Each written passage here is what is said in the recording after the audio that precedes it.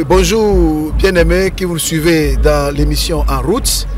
Et aujourd'hui, nous sommes à l'école supérieure baptiste Lesbetao du Togo. Et nous avons reçu un éminent serviteur de Dieu, notre papa, qui a une histoire sur cette école supérieure baptiste. Et je vais laisser le temps au révérend de se présenter. Oui, bonjour, je m'appelle Aoga Kossi Augustin. Dieu m'a fait la grâce de recevoir, quand je l'ai connu, la mission de faire en sorte que le peuple ne périsse point. C'est comme ça qu'est née ma vocation d'aider tous les centres où les gens ne font pas la formation adéquate pour raconter les réalités de ce peuple-là de fait. Sinon, quand moi je suis arrivé, il avait un programme, mais ce programme ne permettait pas aux étudiants, en passant la dette transformée, de faire face aux réalités africaines pour répondre. C'est là qu'on a dit, mais il y a capacité qui manquait. Alors on a changé pour faire ce qu'on va appeler donc une licence qui est la base première, la capacité de réfléchir sur les problèmes que nous avons. Oui, merci révérend Augustin, docteur Augustin. Dans votre développement ce matin, vous avez cité la licence. Oui, le master. Oui, le master. Là, les problèmes se précisent. Oui. Et au doctorat, où vous avez, en tant que chercheur doctorant, d'apporter un plus qui viendra de vous, de vos recherches à la communauté. Et spécialement ce matin, moi je voudrais aborder sur ce point de... les gens parlent de retour aux sources et certains parlent de égrégore. Et est-ce que, à votre avis, l'Église est outillée pour répondre concrètement de façon apologétique à ces soucis, à ces problèmes, à ces défis? Mais quand on parle d'Église, c'est bon de faire la nuance. L'Église catholique, ils ont des gens qui peuvent répondre. Mais les églises évangéliques, non. Ils n'ont pas encore la capacité vraiment de répondre aux défis. Le défi de ce qu'on va appeler le panafricanisme. Le nouveau panafricanisme qu'on appelle le mouvement kémite, le kémitisme, qui prône normalement leur idéologie, pour ceux qui sont idéologues parmi eux, sur les travaux de Cheikh Anta Diop. Ceux-là, l'Église n'est pas outillée, vraiment, et les églises évangéliques ne sont pas outillées pour faire face à ce courant-là. C'est ce que je peux dire. Je ne parle pas d'abord de contenu, parce qu'un courant naît, se développe, trouve des racines, construit sa théorie, et maintenant essaie de l'appliquer. Vous voyez que c'est une démarche. Ils sont dans la démarche. Ce que ce mouvement a, c'est que les gens qui prônent, qui sont dedans, c'est d'abord des chercheurs, des académiciens. C'est des gens qui ont la capacité de raisonner, d'argumenter et de défendre toute théorie, toute hypothèse qu'ils émettent. C'est ça. Alors, nous, on n'a pas assez dans le monde francophone, surtout, j'allais dire, en Afrique de l'Ouest. Parce que quand je regarde l'Afrique francophone, ayant été secrétaire régional, il y a des endroits où les gens ont des capacités de répondre. Je prends par exemple Kinshasa, c'est un centre. Parce que là, c'est développé tout ce qu'on va appeler le catholicisme. Mais en dehors de ça, si vous arrivez en Europe, beaucoup de grands théologiens donc sont de la FDC. Ça c'est vrai, je vais citer l'un des grands. Moi, celui qui m'a influencé dans mes recherches, c'est Makanzo, qui a fait des recherches pendant 15 ans sur le monde invisible. Et il a écrit au moins 2 gros volumes. Et le titre, c'est « Quand Dieu te gêne ». Quand les gens utilisent ça, ils peuvent répondre facilement à tous ceux qui parlent d'égrégore, qui ne connaissent pas, ils n'ont fait aucune étude scientifique. Ils ont entendu des mots. Celui qui dit égrégore, posez-lui la question, il dit ça dans sa langue. C'est là que vous allez le bloquer. Il ne peut pas dire, il ne connaît pas. C'est un concept fabriqué. Et ceux qui l'ont fabriqué, lui-même ne connaît pas ce qu'on dit. Et il parle d'énergie, alors qu'il y a beaucoup d'autres théories d'énergie. Les gens, ils ont un mot. Et puis, comme les réseaux existent aujourd'hui, maintenant, ils essaient de communiquer. Tout ce qu'il dit là, de l'illogique dans ce qu'il dit par rapport à l'égrégore. On lui dit, mais quelle différence il fait entre égrégore et d'autres thèmes, concepts liés à l'anthropologie? Il ne peut pas vous répondre. Oui, merci papa. Et sur ce sujet, suivons une vidéo sur ce Ogbronana mibe Afrique America ameamevi ameameton Bordeaux les ben comme Eléa be la meilleure domaine. Mais en réalité, Afrique ameameton ameamaton ameamewo Bordeaux a créé une boule d'énergie koyonabe égrégore. Nenebe égrégora Et à mes bobodo amplifié en priant. Merci beaucoup. Revenons sur notre plateau.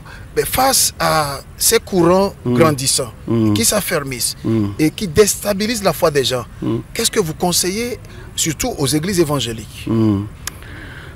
Les églises évangéliques vivent une dépendance qui est liée normalement à tout le système francophone. Oui. Le système anglophone est un peu différent du système francophone. Quelle est la différence? La différence, c'est que nous, on a hérité la logique de la France. C'est de la France que nous, on a hérité le système. Et vous savez très bien que quand vous prenez les colonies anglaises sont plus développées que les colonies françaises. Vous êtes d'accord? Il faut poser la question pourquoi. Parce que l'héritage spirituel, je dirais religieux ou même chrétien, l'héritage chrétien, c'est l'héritage du catholicisme. Et dans le catholicisme, les fidèles, c'est eux qui sont les laïcs. Il y a le clergé, c'est le clergé qui réfléchit. Et quand il réfléchit, ça reste entre eux. De telle manière que ceux qui réfléchissent ne viennent pas à terre. C'est ça. Et là, on a hérité le système occidental. Et pour vous parler des 3 événements historiques que nous avons hérités en tant que francophones, en tant qu'Africains, qui nous détruisent, le premier élément, c'est l'esclavage. Et là, si vous voulez avoir les informations sur l'origine de l'esclavage, pourquoi c'est les Noirs qu'on a pris comme des esclaves, il faut taper dans Google ce qu'on va appeler la controverse de Valladolid. En 1650, on a fait une conférence pour dire mais quelles sont les races vraies. Et c'est les Blancs qui ont une âme, les Indiens ont une âme de moins valeur. Et quand on est arrivé sur les Noirs, on dit ils n'ont pas d'âme. Donc c'est des animaux. Et nous-mêmes, nous avons hérité ça. Nous croyons que c'est vrai. Nous ne sommes pas autant intelligents que les Blancs. Et quand on voit un Blanc, on tremble, on fait ceci. Quand il écrit quelque chose, on boit. Quand il dit quelque chose, nous prenons. Et c'est nous qui confirmons maintenant. Mais au XXIe siècle, on doit rompre ça. Nous, travaillons à rompre ça. C'est ça. Ça, c'est le premier phénomène. Le deuxième, c'est la colonisation. Quand la colonisation est venue, il dit, ah, je vais chez les hommes, mais ce n'est pas des hommes qui ont une âme. Donc leur langue là, ce n'est pas une langue des humains. Et pour cela là, il faut faire ce qu'on va appeler la glottophagie. Il faut manger leur langue. Il faut leur enlever les langues. Et si vous allez à l'école coloniale, on fait le signal. Si tu parles ta langue là, tu portes le signal, on te frappe. On veut te formater à dire ma langue là, elle n'est pas bonne. Il faut prendre la langue des civilisés. Et c'est pourquoi vous ne voulez pas un seul Africain pur. Soyez Africain francophone, soit Africain anglophone, soit Africain lusophone. Est-ce que vous avez un Africain? On n'a aucune langue qu'on a développée. On nous a arraché notre langue. Celui qui t'arrache ta langue, t'a arraché ta culture, t'a arraché ton identité. Toi, tu ne peux pas vraiment réfléchir. Tu ne peux réfléchir au travers de sa culture. Oui, et la dernière chose, c'est la christianisation. Moi, je fais une différence entre évangélisation et christianisation. La christianisation, les gens en venant chez nous, avec leur... Pas l'évangile pur. Ils ont mis l'évangile dans leur culture. Et quand en venant chez nous, ils ont donné en nous disant, faites table rase de votre culture. On a diabolisé toute notre culture. C'est des démons. Nos ancêtres sont des démons. Nos cultures sont mauvaises. Nos croyances sont mauvaises. Et un individu qui fait fi de sa culture n'est plus un individu pour comprendre. Donc, ils ont jeté le bébé et l'eau de bain. Tout, c'est ce qu'on a fait. On nous a même dit c'est pas bon. Et c'est ce que les kémites prennent. C'est ce que le chrétien a fait. J'ai un livre. C'est normalement l'évangile, la culture au risque de l'évangile. J'ai le livre là et puis des grands théologiens ont réfléchi depuis 1988 sur ça. Et ils ont montré que quand les gens sont venus, ils ont mis l'évangile dans leur culture. Je vous donne un exemple. Quand on dit comme ça, les gens ne comprennent pas. Vous voyez, quand on veut se marier en Afrique, vous portez de robes longues et vous portez la veste même quand il fait chaud. Tout ça là. Et on pense que c'est ça qui est chrétien. Il n'y a rien de chrétien dedans.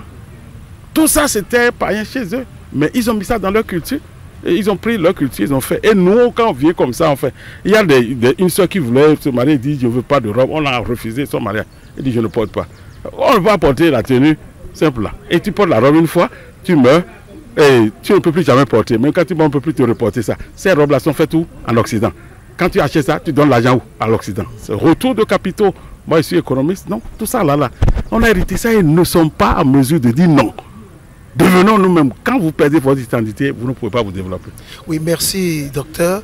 Oui, le point est critique. On n'aura pas le temps d'épuiser tout le sujet ici. Ouais. En 2 mots, pour ne pas jeter le bébé et l'eau de bain, pour ne pas non plus avaler tout, quel conseil vous allez donner à ceux qui nous suivent? J'ai montré la semaine dernière, par BEPA, voilà une solution. Il faut que les gens soient formés sur ce qu'on vient de faire sortir en tant que chrétien. C'est la même Bible qu'on a pris, mais on a fait des notes de compréhension par les Africains, pour les Africains. Et ça s'appelle BEPA, la Bible d'études perspective africaine. On doit lire la Bible avec les lunettes de l'Africain. Tous les problèmes des Africains sont examinés par des Africains pour dire, mais ce problème-là se trouve dans la Bible, à cette partie, qu'est-ce que Dieu en dit? Sinon, jusque-là, toutes les Bibles d'études-là, c'est Scofield, c'est Thompson, c'est l'Occident qui a fait. Maintenant, les Africains viennent de faire. Et c'est pourquoi j'en fais un cheval de bataille. Il faut que les Africains aient cette Bible, surtout l'Église africaine. Oui, merci papa. On n'a pas assez de temps, nous allons nous arrêter ici. Oui. Et nous allons suivre quelques éléments sur ces défis d'identité, cette crise d'identité. Miedo jekple nugogbia Mose davo kude wanakata nu alebe edenu me ale. La nyonya tapa ma shamanya ba mio. Inya da kon subola o. Aromenya fatu subola. Taji jomanya glory nya ba. Nya pa subo vodu subo anyangika alla nya jofa la ngoche ikanya jeshita fara abeleka muslimo ina mekana aba kristo to ho ina Israel petafawona alaba adova viema odatuma alaba jirudu ha dashira jino bono tetafa na da kong subolo kata rotroto kata bonofa na nofma bana nya dofma ko kana ba yedo